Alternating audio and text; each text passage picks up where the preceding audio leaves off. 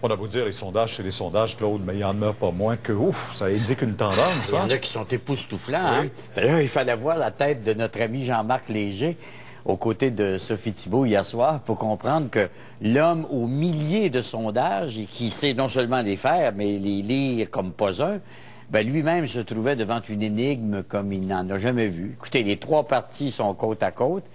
Il reste 10 jours de campagne et même donc le président de Léger Marketing n'ose une prédiction, sinon que le gouvernement sera vraisemblablement minoritaire, ce qui serait du jamais vu au Québec depuis 130 ans. Bien sûr, si l'on s'en tient à la plus courte des courtes vues, nous, on sait que ça va nous faire une soirée électorale du tonnerre. Et Pierre et moi et toute l'équipe, nous avons déjà hâte de vivre le suspense avec vous. Mais la réalité, elle, sera peut-être moins rose.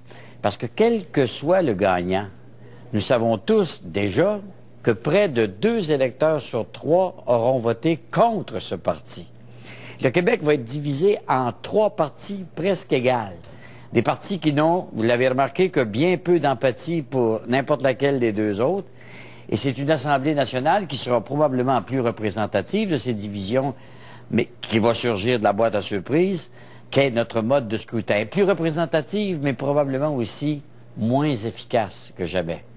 69% des gens s'attendent donc désormais, le sondage le dit, à un gouvernement minoritaire. Moi, je suis de cet avis aussi, même si je dois vous dire cette conviction n'est que toute récente dans mon cas. C'est dû au fait que Jean Charest est désormais moins bien perçu comme premier ministre que Mario Dumont, mais surtout parce que le sondage m'a donné raison sur un point, la performance très peu épicée, vous vous rappelez, du chef libéral au débat de mardi soir, n'a en fait rien changé dans ses appuis chez les francophones, qui sont toujours à un bien fade 24%, ce qui ne lui garantit que peu de survivants dans sa députation régionale, hors de l'Estrie et de l'Outaouais. Tous les députés libéraux hors de ces 2 régions et de Montréal sont en danger. Mais la fidélité de ces régions, de même, of course, des comtés de l'ouest de la région métropolitaine, font toujours de Jean Charest un candidat possible pour diriger un gouvernement qui devrait composer avec l'appui d'un ou l'autre parti d'opposition. L'appui, je vous jure qu'il va lui être aussi facile d'obtenir qu'à une fleur de pousser le 21 mars.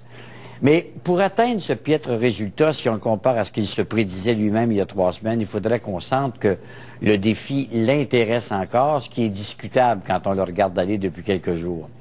André Boisclair, lui, a survécu au débat et sa relative bonne santé politique n'a dû qu'en être conforté quand il a vu dans le sondage que les souverainistes de Québec solidaire et du Parti vert ont commencé à bouger vers un retour au PQ. Bon, il a fait sans doute une croix sur la région de Québec, où de toute façon, l'ADQ travaille pour lui en battant les libéraux. Et il s'acharne maintenant, c'est son devoir, à garder les comtés en espérant le miracle. Mario Dumont, lui, ne doute pas que les astres qui lui sont favorables comme jamais l'amènent au plus grand revirement politique de l'histoire du Québec. La création, hier, d'un comité de transition du pouvoir en cas de victoire adéquiste était, à mon avis, probablement prématuré. En tout cas, d'annoncer son existence, ça l'était.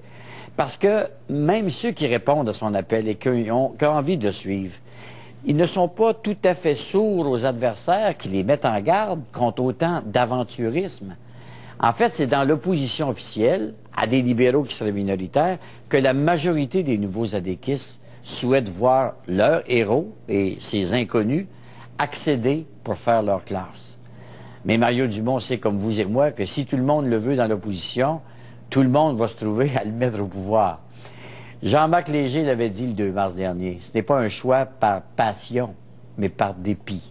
On vote par élimination. Les gens sont insatisfaits du gouvernement, ils ne veulent pas d'André Boisclair, donc ils se disent pourquoi pas l'ADQ.